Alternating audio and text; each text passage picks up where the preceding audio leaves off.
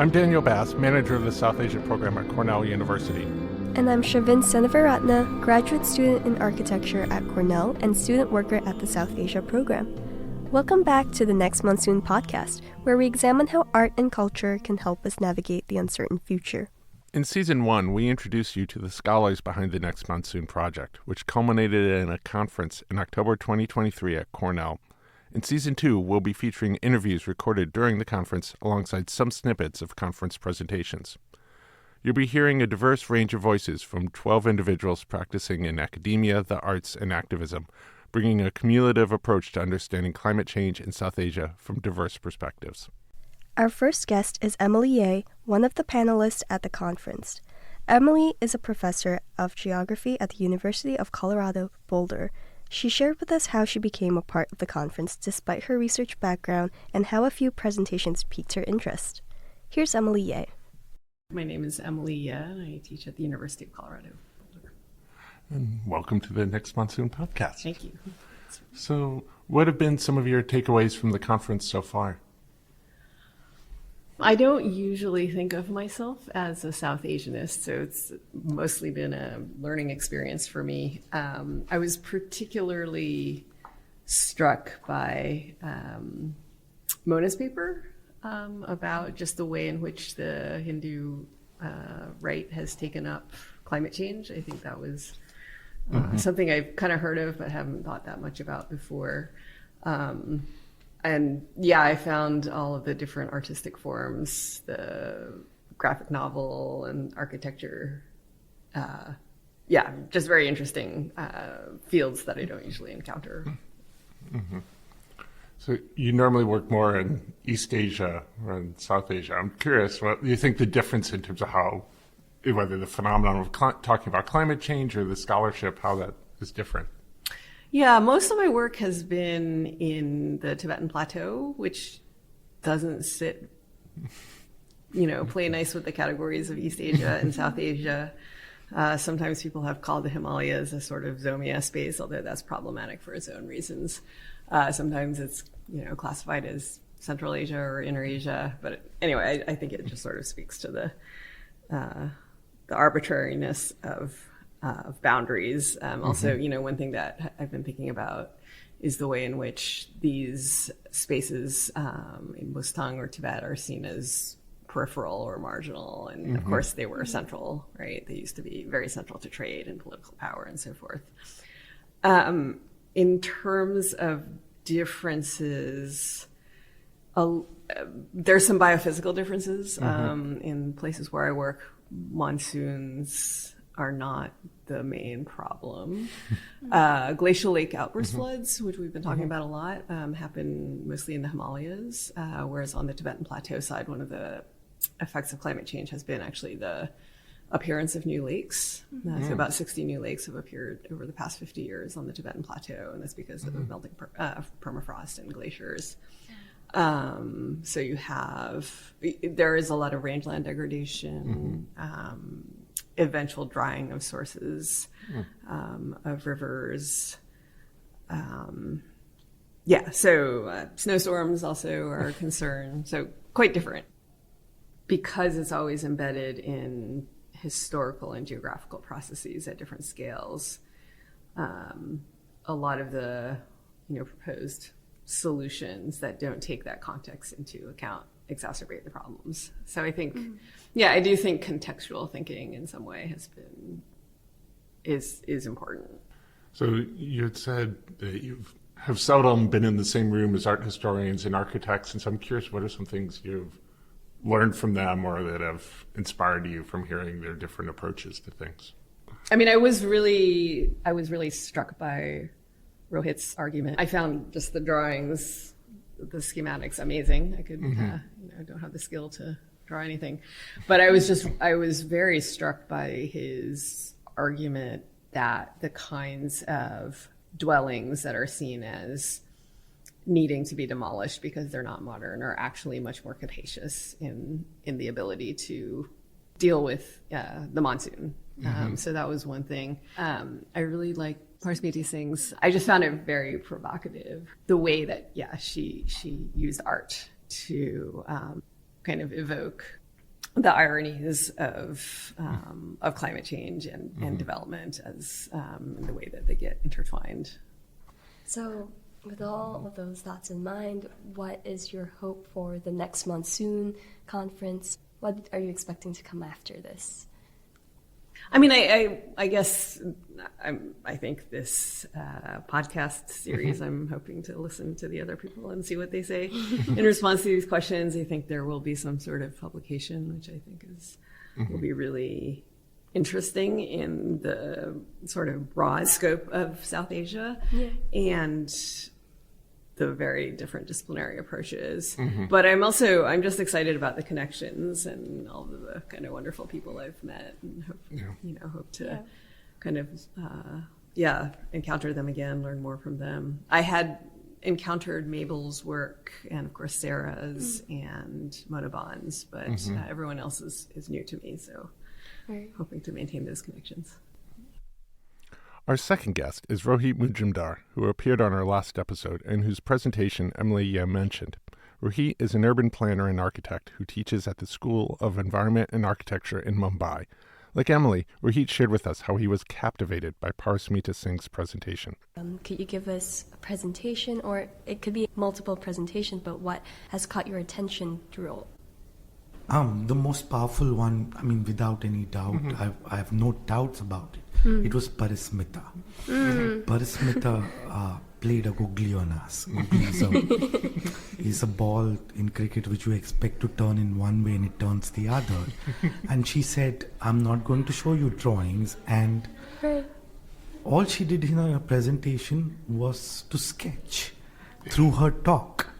And she constructed a picture through her talk, and it was really very powerful actually.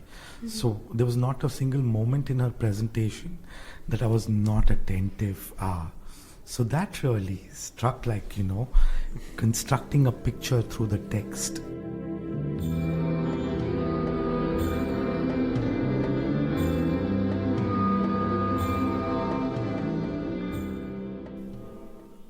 Here is artist and writer Parismita Singh presenting a portion of her paper titled, "If You Want Water, Be Prepared for Pipe Burst," at the Next Monsoon Conference at Cornell this past October.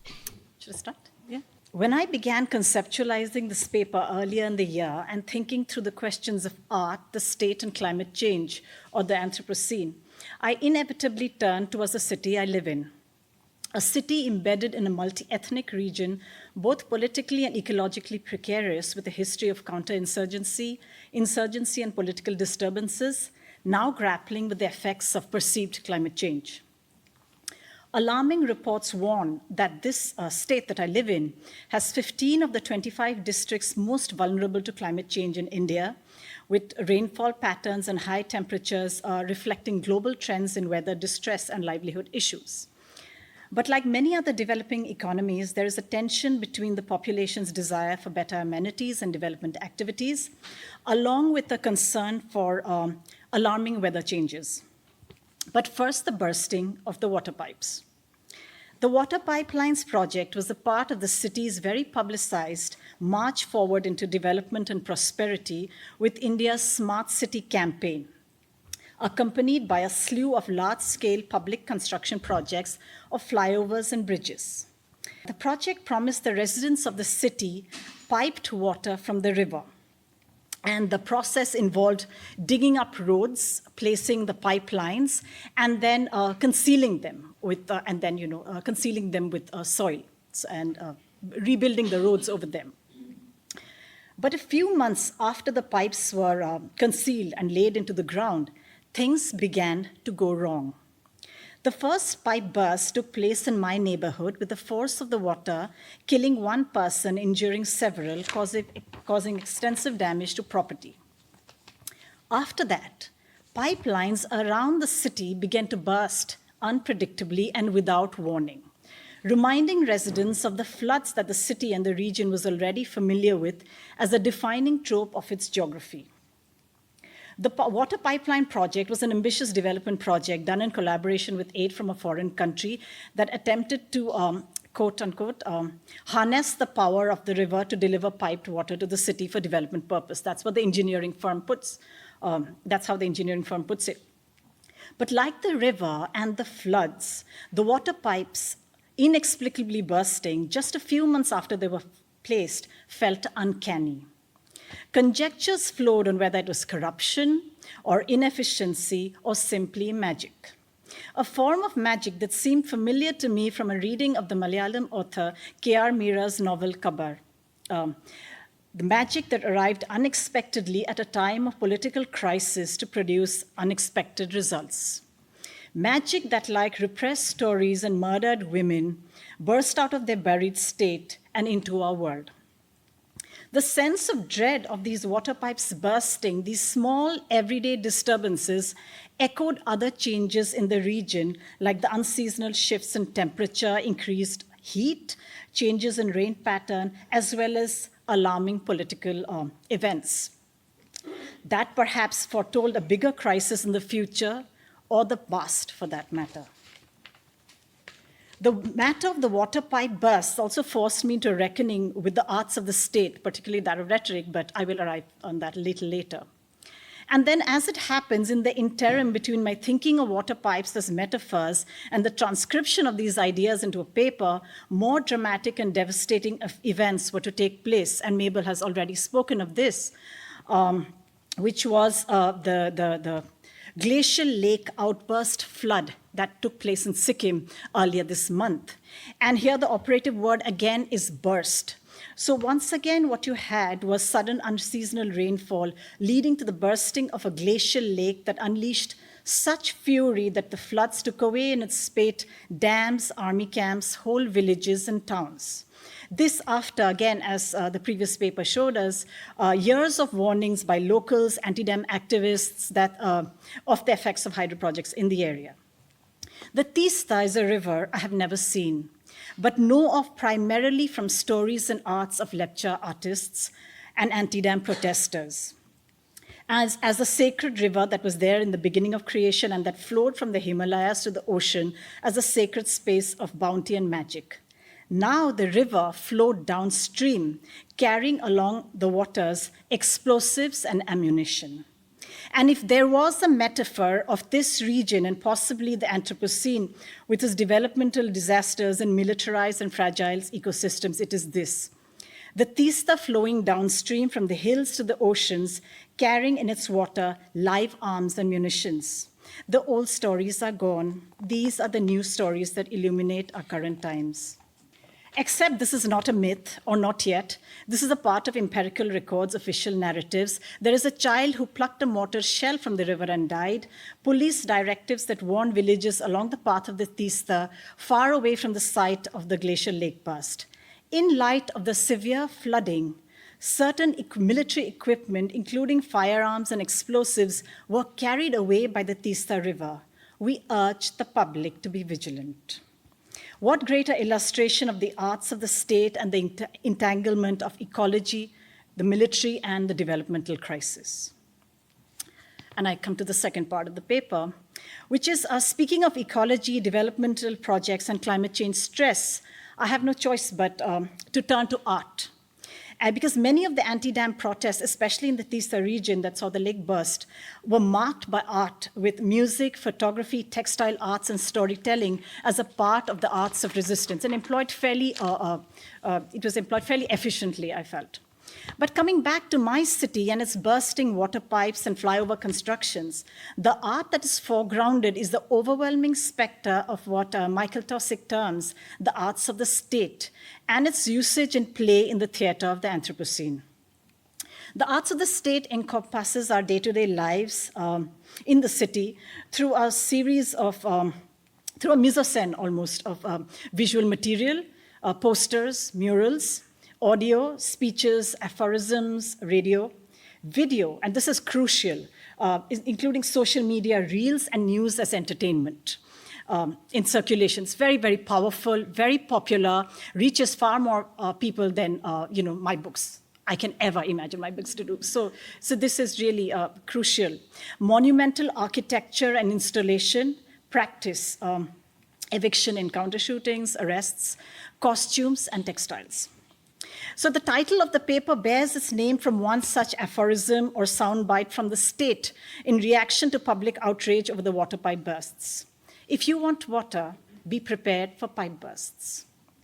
Or in the case of public concern over the misuse of harmful chemicals in vegetable cultivation, the same elected leaders used rhetoric to construct a narrative that disguised Islamophobia with ecological concern. In order to address concern over contamination of vegetables and soils, the state initiated a campaign of, this is the term, fertilizer jihad, blaming a minority community in the state for misuse of pesticide in cultivation, while positing other communities as representative of natural farming or purer organic cultivation. This sidetracking of real urgent issues by victimizing other communities, but through pithy catchphrases and sound-friendly rhetoric, carries within it traces of the trickster figure of traditional folklore. So what you have are this part buffoon, part powerful controller of destiny, who use this bag of tricks to outwit not those in power, as they would in the old stories, but the dissenters and those who question or protest the status quo of destructive environmental policies and corruption. Another form of the bad shamans, to borrow a term from Michael Taussig again, it's a wonderful formulation for charismatic leaders who twist and pervert rhetoric to serve their cause and outwit the populace. This too is a form of art. When thinking about the city and the region, the state becomes a huge player in the art scene, not just at the level of patronage of museums and official art institutes, but also public art spaces such as walls. In the region and in my city, in the last few decades of insurgency and rebellion, to borrow Eduardo Galeano's popular but yet wonderful line, Walls served as not just the publisher of the poor, but the underground anonymous voices of student groups, militants, and proscribed groups. With slogans and symbols painted onto walls in the dark of the night anonymously, to be read and viewed with a mixture of awe, fear, and possibility in the day by the populace in a very public sphere, such as walls of institutions and buildings. The conditions of counterinsurgency which the region continues to experience has also meant reclaiming the walls of the city for the state. New art projects include uniform, colorful designs and patterns, images of various communities in traditional wear portraying unity and diversity, and climate change messages in all kinds of visuals that is very, very connected to the climate change rhetoric of the pro-crime, this sort of very aware and environment-friendly messages of the state.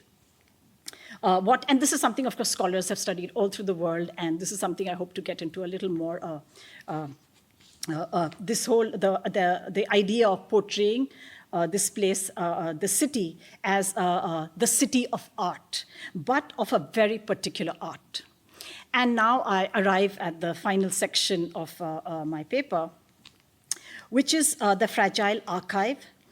Dissenting, disappeared art in the unnamed city, because my city that I refer to continues to remain unnamed.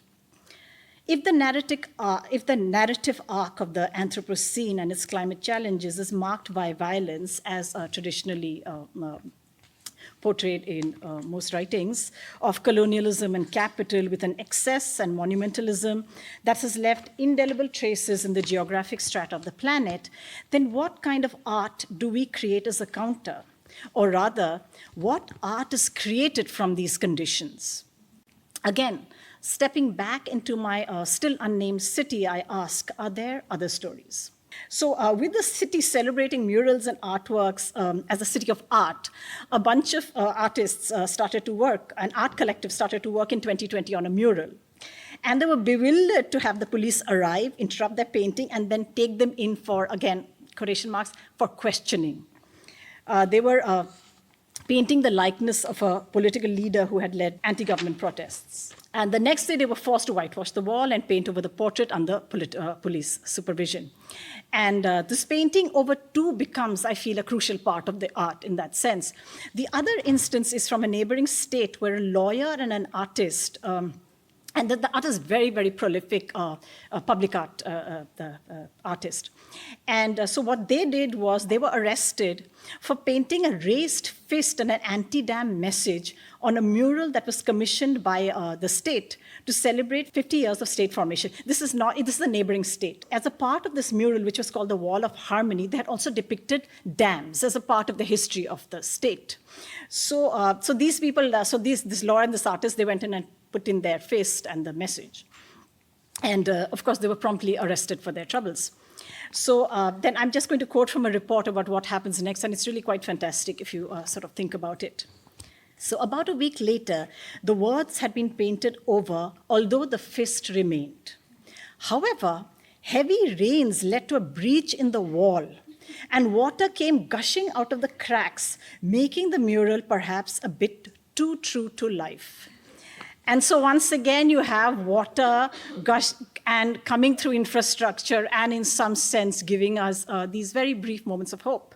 And I say this moment of hope very deliberately because despite this incident was actually read by anti-dam activists in that state as a moment of hope.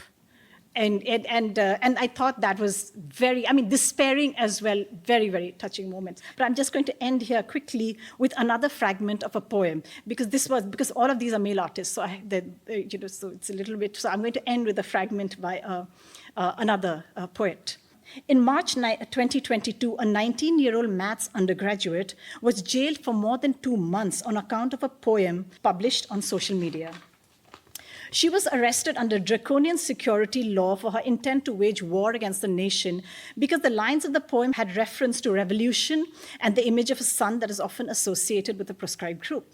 The poet took down the poem from her social media account as soon as the uproar began, and she was acquitted of the charges a year later. And of course, then she gave interviews saying that she's going to be careful about the kind of poems written, and she learned her lesson. So all we have left of this entire episode is we don't have the poem any longer because she took it down from whatever accounts there were. But what we have are fragments of the poem that were deemed problematic, which is because all the media reports that quote the lines for what she was in trouble. So all we are left with is those lines, and I'm going to end with that. So it's an asmis, and so the lines of the poem that remain are "Ako korim rastrodroh," which is to say, I will commit treason again. What did you find fascinating about that paper? I really loved how Parismita talked, the way that she presented. It was so visually rich. And I really loved how there was this beautiful metaphor or comparison of how the river became this water of ammunition at the same time. And there it ties to how just powerful Mother Nature is, and how the conflict that's happening on the ground is really battling with this fierce flow of water. Yeah, you felt the power of water. Like, it's just, we've all been in situations of, like, where there's an overflowing river or a flood or something like that. And so it just talked about, like, she was able to, in this wonderfully poetic way, give this imagery of just this power of water, and also this, I love the imagery of pipe bursts. Yes, especially because it also shows that, like, water utilities aren't guaranteed to be reliable. There's, like, this expectation of failure and how people adapt. So it's also this example of how everyday people in India adapt to climate change. So if you can't rely on water, how do you manage? Live? And, like, that's part of a broader theme in this conference and project. No. And also that she is remarkable how she kept the city unnamed. It made it seem like this magical, realist place. It's like mystical. It's a mystical place, whether, R.K. Narayan's Malgudi or some other, like, imaginary village. Yeah. That's it for today's episode of Next Monsoon. Next time, we'll be talking to Camilla Dewan, an environmental anthropologist at Uppsala University in Sweden, on her perspective of the conference, and sharing Mabel Gergen's presentation titled An Indigenous Geopoetics for the Indian Himalaya. We would like to give special thanks to Sam Lubowitz and Angelica Kramer at Cornell's Language Resource Center for their assistance with recording this podcast. Shivin Senavaratna not only co-hosts this podcast, but is also our editor. South Asia Program Administrator Gloria Lemus-Chavez provided production supervision. Funding for this podcast and the entire Next Monsoon project comes from the National Endowment for the Humanities. Please follow the South Asia Program on Twitter, Facebook, and Instagram at SAP Cornell. You've been listening to music by Gloria Lemus-Chavez and her partner Brandon Kane. Make sure to check out more of their work in the description links below. The ideas and opinions expressed in this podcast do not reflect those of the National Endowment for the Humanities, Cornell's Office of the Vice Provost for International Affairs, or any other official entity of Cornell University. I'm Daniel Bass. And I'm Shavin Seneviratne. Thank you for listening, and stay tuned for the next episode for new conversations and stories on the next monsoon.